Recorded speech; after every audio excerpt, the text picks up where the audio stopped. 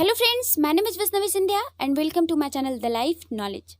Last video में मैंने आपको बताया था, पर उससे पहले मैं आपको ये बता दूं कि अगर अभी तक आपने मेरी पिछली वीडियो नहीं देखी है तो पहले जाकर उसे देखिए, क्योंकि उस वीडियो को देखने के बाद ही आप इस वीडियो को अच्छे से समझ पाएंगे। हाँ, तो लास्ट वीडियो में मैंने आपको बताया था कि कैसे 9 साल के 2 बच्चों ने पैसे बनाने की कोशिश की थी और उनके डैडी के एक सवाल ने उनका सारा कारोबार चौपट कर दिया और फिर उनके ही सुझाव ने उन्हें रास्ता भी दिखाया और वे लोग पैसे बनाने में फिर से जुट गए और माइक के डैड के यहाँ काम करने लगे। पर अचानक रॉबर्ट ने काम छोड़ने का निर्णय ले लिया और तब माइक ने उसे बताया कि उसके डैड ने पहले ही कहा था कि रॉबर्ट काम छोड़ने वाला है और माइक ने उसे ये भी बताया कि जब रॉबर्ट काम छोड़ने का निर्णय कर ले तब माइक के डैड उससे शनिवार को मिलना चाहेंगे। चले अब आगे बढ़ते हैं और बुक पे आते हैं। शनिवार को कतार में इंतजार करना। मैं माइक के डैडी का सामना करने को तैयार था। मेरे असल डैडी भी उन पर नाराज थे। मेरे असल डैडी, जिन्हें मैं गरीब डैडी कहता हूँ, सोचते थे कि अमीर डैडी बाल श्रम कानूनों का उल्लंघन कर रहे थे और उनकी जांच होनी चाहिए। मेरे शिक्षित गरीब डैडी ने मुझसे वह मांगने को कहा जिसका मैं हकदार था, कम से कम 25 सेंट प्रति घंटा। गरीब डैडी ने मुझसे कहा कि अगर मेरी तनख्वाह नहीं बढ़ती है तो मुझे तुरंत नौकरी छोड़ देनी चाहिए। वैसे भी तुम्हें इस घटिया नौकरी की जरूरत नहीं है, मेरे गरीब डैडी ने तैस में कहा।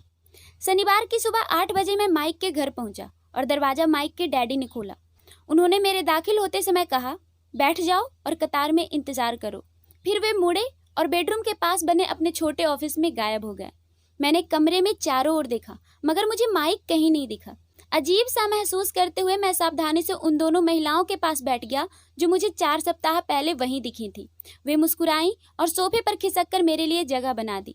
45 मिनट गुजर गए और मैं आग बबूला होने लगा।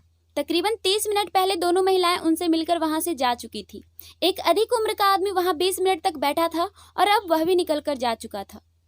मकान खाली था और यहाँ मैं हवाई के उस सुहाने दिन एक सीलन भरे अंधेरे लिविंग रूम में बैठा था और एक लालची आदमी से बात करने का इंतजार कर रहा था जो बच्चों का शोषण करता था। मुझे ऑफिस में इधर उधर कागज सरकने की आवाजें सुनाई दी। वे फोन पर बात कर रहे थे और मुझे नजरअंदाज कर रहे थे। मैं उनसे मिले बिना ही बाहर जाने के लिए तैयार था, लेकिन किसी कारण मैं रुक गया। आखिर 15 मिनट के बाद ठीक 9 बजे अमीर डैडी अपने ऑफिस के बाहर निकले। बिना कुछ कहे उन्होंने मुझे हाथ से ऑफिस में आने का इशारा किया। अमीर डैडी ने अपने ऑफिस की कुर्सी को घुमाते हुए कहा, मुझे लगता है कि तुम वेतन बढ़वाना चाहते हो या तुम नौकरी छोड़ने वाले हो। रुआसी आवाज में मेरे मुंह से निकला, देखिए, आप समझौते की अपनी शर्त पूरी नहीं कर रहे हैं। 9 साल की उम्र में किसी वयस्क से मुठभेड़ करना सचमुच डरावना था। आपने कहा था कि अगर मैं आपके लिए काम करूंगा तो आप मुझे सिखाएंगे। देखिए, मैंने आपके लिए काम किया है, मैंने मेहनत से काम किया है। आपकी खातिर काम करने के लिए मैंने अपने बेसबॉल मैचों की कुर्बानी दी है, लेकिन आपने अपना वादा नहीं निभाया और मुझे कुछ भी नहीं सिखाया। आप धोखेबाज हैं, जैसा कि शहर का हर व्यक्ति आपके बारे में कहता है। आप लालची हैं, आप सिर्फ पैसे कमाना चाहते हैं और अपने कर्मचारियों की जरा भी परवाह नहीं करते। आपने मुझसे खामखा इंतजार कराया और मेरे प्रति कोई सम्मान नहीं दिखाया। मैं छोटा हूँ, लेकिन इससे बेहतर व्यवहार का हकदार हूँ। अमीर डैडी अपनी घूमने वाली कुर्सी में आगे पीछे झूलने लगे। अपनी ठुड्डी पर हाथ रखकर उन्होंने मुझे एकटक देखा। उन्होंने कहा, बुरा नहीं है, 1 महीना भी नहीं हुआ है और तुम वही भाषा बोल रहे हो जो मेरे ज्यादातर कर्मचारी बोलते हैं। मैंने पूछा, क्या? मैं समझ नहीं पाया कि वे क्या कह रहे थे, इसलिए मैंने अपना दुखड़ा जारी रखा। मैंने सोचा था कि आप अपना वादा निभाएंगे और मुझे सिखाएंगे। इसके बजाय आप मुझ पर अत्याचार कर रहे हैं। यह जुल्म है, सरासर जुल्म है। अमीर डैडी ने धीमे स्वर में कहा, मैं तुम्हें सिखा रहा हूं। आपने मुझे क्या सिखाया है? कुछ भी नहीं, मैंने गुस्से से कहा। जब मैं चंद सिक्कों के बदले काम करने के लिए तैयार हो गया, उसके बाद से आपने मुझसे बात तक नहीं की। 1 घंटे के बदले 10 सेंट।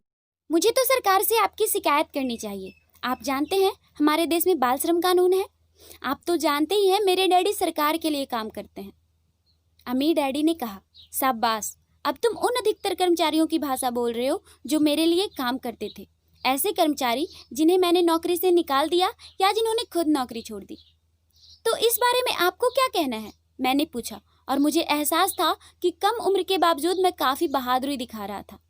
मैंने कहा, आपने मुझसे झूठ बोला। मैंने आपकी खातिर काम किया और आपने अपना वादा पूरा नहीं किया। आपने मुझे कुछ नहीं सिखाया। अमीर डैडी ने शांति से पूछा, कौन कहता है कि मैंने तुम्हें कुछ नहीं सिखाया? मैंने कहा, देखिए, इस दौरान आपने कभी मुझसे बात नहीं की। मैंने 3 सप्ताह तक काम किया और आपने मुझे कुछ नहीं सिखाया, मैंने मुंह बनाकर कहा।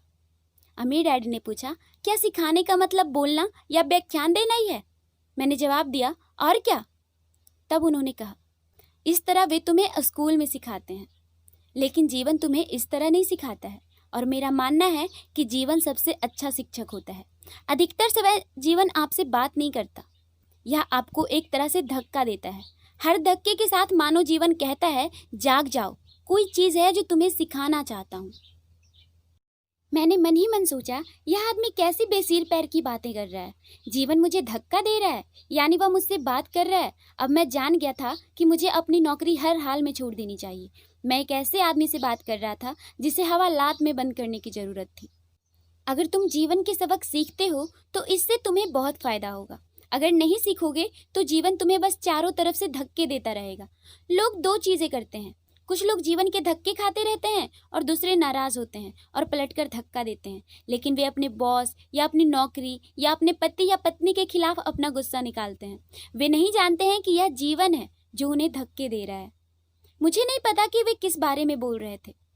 जीवन हम सभी को धक्के मारता है। कुछ लोग हार मान लेते हैं और बाकी जूझते हैं। कुछ लोग सबक सीख लेते हैं और आगे बढ़ जाते हैं। वे जीवन के धक्के का स्वागत करते हैं। इन गिने चुने लोगों के लिए इसका मतलब यह होता है कि उन्हें कुछ सीखने की ज़रूरत है और उन्हें कुछ सीख लेना चाहिए। वे सीख लेते हैं और आगे बढ़ जाते हैं। ज़्यादातर लोग छोड़ देते हैं और कुछ लोग तुम्हारी तरह लड़ते भी हैं। अमीर डैडी खड़े हो गए और उन्होंने लकड़ी की पुरानी जर्जर खिड़की को बंद किया जिसे मरम्मत की जरूरत थी। अगर तुम यह सबक सीख लेते हो तो तुम बड़े होकर बुद्धिमान, दौलतमंद और सुखी युवक बनोगे। अगर तुम यह नहीं सीखते हो तो तुम जिंदगी भर अपनी समस्याओं के लिए अपनी नौकरी, कम तनख्वाह या बॉस को दोष देते रहोगे। तुम जीवन भर उस बड़े मौके की उम्मीद करते रहोगे जो आकर तुम्हारी तमाम आर्थिक समस्याओं को हल कर दे। अमीर डैडी ने यह देखने के लिए मेरी तरफ देखा कि क्या मैं उनकी बातें सुन रहा था। उनकी आंखें मेरी नजरों से मिली। हम एक दूसरे को एकटक देखते रहे और अपनी आंखों से संवाद करते रहे। आखिर जब मैं उनके संदेश का मतलब समझ गया तो मैंने अपनी नजरें फेर ली। मैं जान गया कि उनकी बात सही थी। मैं उन्हें दोष दे रहा था, जबकि सीखने का आग्रह मैंने खुद किया था। मैं जूझ रहा था। अमीर डैडी ने आगे कहा, अगर तुम इस तरह के इंसान हो जिसमें जरा भी हिम्मत नहीं है तो जीवन के हर थपेड़े, हर धक्के के सामने तुम हार मान लोगे। अगर तुम इस तरह के इंसान हो तो तुम जिंदगी भर सुरक्षित तरीके से खेलते रहोगे, सही चीजें करोगे और किसी ऐसे वक्त का इंतजार करोगे जो कभी आएगा ही नहीं। फिर तुम एक नीरस बूढ़े आदमी की तरह मर जाओगे। तुम्हारे बहुत से दोस्त तुम्हें सचमुच पसंद करते होंगे क्योंकि तुम बहुत अच्छे मेहनती इंसान थे, लेकिन सच तो यह है कि तुमने जीवन के धक्कों के आगे घुटने टेक दिए थे। दिल की गहराई में तुम जोखिम लेने से थर्राते थे। तुम दरअसल जीतना चाहते थे, लेकिन हारने का डर जीतने के रोमांच से ज्यादा ताकतवर साबित हुआ। दिल की गहराई में तुम्हें और सिर्फ तुम्हें ही यह बात पता रहेगी कि तुमने कभी जीतने की कोशिश ही नहीं की। तुमने सुरक्षित तरीके से खेलने का विकल्प चुना। हमारी नजरें एक बार फिर मिली। मैंने पूछा, तो क्या आप मुझे धक्का दे रहे थे? अमीर डैडी मुस्कुराए। कुछ लोग ऐसा कह सकते हैं। मैं तो कहूँगा कि मैंने तुम्हें जीवन का स्वाद चखाया है। मैंने पूछा, जीवन का कैसा स्वाद? हालांकि मैं अब भी नाराज था, लेकिन अब मैं जिज्ञासु और सीखने के लिए भी तैयार था। तुम दोनों लड़के पहले इंसान हो जिन्होंने मुझसे पैसे बनाने की कला सीखने का आग्रह किया है। मेरे 150 से ज्यादा कर्मचारी हैं, परंतु उनमें से एक ने भी मुझसे कभी धन संबंधी ज्ञान नहीं मांगा। वो मुझसे नौकरी और तनख्वाह मांगते हैं, लेकिन पैसे बनाने की कला सिखाने को कभी नहीं कहते। इसलिए ज्यादातर लोग अपनी जिंदगी के सबसे बेहतरीन साल पैसे की खातिर काम करने में गुजार देंगे और अंत तक कभी समझ ही नहीं पाएंगे कि दरअसल वे किस चीज के लिए काम कर रहे हैं। मैं बैठा बैठा गौर से सुनता रहा। फिर डैडी ने कहा, जब माइक ने मुझे बताया कि तुम यह सीखना चाहते हो कि पैसा कैसे बनाया जाता है, तो मैंने ऐसा पाठ्यक्रम बनाने का निर्णय लिया जो असल जीवन का प्रतिबिंब हो। मैं बोलते बोलते थक जाता, लेकिन तुम मेरी बात का मतलब कभी नहीं समझ पाते। इसलिए मैंने यह निर्णय लिया कि तुम्हें जीवन के थपेड़ों का स्वाद चखाऊं, ताकि तुम मेरी बात सुन और समझ सको। इसलिए मैंने तुम्हें 1 घंटे के सिर्फ 10 सेंट दिए। फिर मैंने पूछा, तो 1 घंटे में सिर्फ 10 सेंट की खातिर काम करने में मैंने कौन सा सबक सीखा? यही कि आप लालची हैं और अपने कर्मचारियों का शोषण करते हैं। अमीर डैडी कुर्सी पर पीछे टिके और जमकर हंसे। आखिर वे बोले, सबसे अच्छा तो यह रहेगा कि तुम अपना दृष्टिकोण बदल लो। मुझे दोष देना छोड़ दो। यह सोचना छोड़ दो कि समस्या मैं हूँ। अगर तुम सोचते हो कि तुम्हारी समस्या मैं हूँ तो तुम्हें मुझे बदलना होगा। लेकिन अगर तुम्हें एहसास होता है कि समस्या तुम खुद हो तो तुम खुद को बदल सकते हो, कोई चीज़ सीख सकते हो और ज़्यादा समझदार बन सकते हो। ज़्यादातर लोग खुद को छोड़कर संसार के हर व्यक्ति को बदलना चाहते हैं। मैं तुम्हें बता दूं कि किसी दूसरे को बदलने के बजाय खुद को बदलना ज़्यादा आसान है। मैंने कहा, मैं समझ नहीं पाया। अम्मी डैडी ने अधीरता से कहा, अपनी समस्याओं के लिए मुझे दोष देना छोड़ दो। फिर मैंने कहा कि आप तो मुझे सिर्फ 10 सेंट ही दे रहे हैं। अम्मी डैडी ने मुस्कुराते हुए पूछा, तो तुम क्या सीख रहे हो? मैंने शरारती मुस्कान के साथ कहा, यही कि आप लालची हैं। अम्मी डैडी बोले, देखो तुम अब भी यही सोचते हो कि समस्या मैं हूँ। वो तो आप हैं ही। देखो, यह नज़रिया रखोगे तो तुम जिंदगी भर कुछ नहीं सीख पाओगे। अगर तुम यह नज़रिया रखते हो कि समस्या मैं हूँ तो तुम्हारे पास कौन से विकल्प रह जाते हैं? देखिए, अगर आप मेरी तनख्वाह नहीं बढ़ाते हैं या मेरे प्रति ज़्यादा सम्मान नहीं दिखाते हैं और मुझे नहीं सिखाते हैं तो मैं काम छोड़ दूंगा। अम्मी डैडी ने कहा, अच्छा है। ज़्यादातर लोग ठीक ऐसा ही करते हैं। वे काम छोड़ देते हैं और किसी दूसरी नौकरी की तलाश करते हैं जहां उन्हें बेहतर अवसर और ज़्यादा ऊंची तनख्वाह मिले। वे सचमुच सोचते हैं कि इससे समस्या सुलझ जाएगी, मगर ज़्यादातर मामलों में ऐसा नहीं होता। फिर मैंने पूछा, तो मुझे क्या करना चाहिए? बस 1 घंटे के बदले 10 सेंट की भीख ले लूं और मुस्कुराता रहूं? अम्मी डैडी मुस्कुराए। बाकी लोग यही करते हैं। वे यह सोचकर तनख्वाह बढ़ने का इंतजार करते हैं कि ज्यादा पैसे से उनकी समस्याएं सुलझ जाएंगी। अधिकतर लोग बस इसे स्वीकार कर लेते हैं। कुछ लोग अपनी वर्तमान नौकरी के अलावा दूसरी नौकरी करके ज्यादा कड़ी मेहनत करते हैं, लेकिन वहां भी उन्हें कम तनख्वाह को ही स्वीकार करना पड़ता है। मैं बैठा बैठा फर्श को घूरता रहा और उस सबक को समझना शुरू करने लगा जो अम्मी डैडी सिखा रहे थे। मुझे एहसास हो गया था कि यह जीवन का स्वाद था। आखिर मैंने नजरें उठाकर पूछा, तो समस्या किस चीज से सुलझेगी? उन्होंने कहा, इससे, और अपनी कुर्सी पर आगे झुककर मेरे सिर को हल्के से थपथपाया, तुम्हारे कानों के बीच की चीज से। यही वो पल था जब अम्मी डैडी ने वह निर्णायक दृष्टिकोण बताया जो उन्हें उनके कर्मचारियों और मेरे गरीब डैडी से अलग करता था और जिसकी बदौलत वे अंततः हवाई के सबसे अमीर लोगों में से एक बने, जबकि मेरे उस शिक्षित लेकिन गरीब डैडी जिंदगी भर आर्थिक समस्याओं से जूझते रहे। यह एक अनूठा दृष्टिकोण था जिसने मेरी जिंदगी का नक्शा ही बदल दिया। अम्मी डैडी ने बार बार मुझे यह दृष्टिकोण सिखाया जिसे मैं पहला सबक कहता हूँ। गरीब और मध्यवर्गीय लोग पैसे के लिए काम करते हैं, अमीर लोग पैसे से अपने लिए काम कराते हैं। अब तक मेरे गरीब डैडी ने मुझे जो सिखाया था, शनिवार की उस उजली सुबह मैंने उससे एक बिल्कुल भिन्न दृष्टिकोण सीखा। 9 साल की उम्र में ही मैं समझ गया कि दोनों डैडी चाहते थे कि मैं सीखूं। दोनों ही डैडी मुझे पढ़ने के लिए प्रोत्साहित करते थे, बस अध्ययन के विषय अलग थे। मेरे उस शिक्षित डैडी सलाह देते थे कि मैं वही करूं जो उन्होंने किया था। बेटे, मैं चाहता हूं कि तुम जमकर पढ़ाई करो, अच्छे ग्रेड लाओ ताकि तुम्हें किसी बड़ी कंपनी में सुरक्षित नौकरी मिल सके, और यह सुनिश्चित करना कि उसमें बेहतरीन सुविधाएं भी मिले।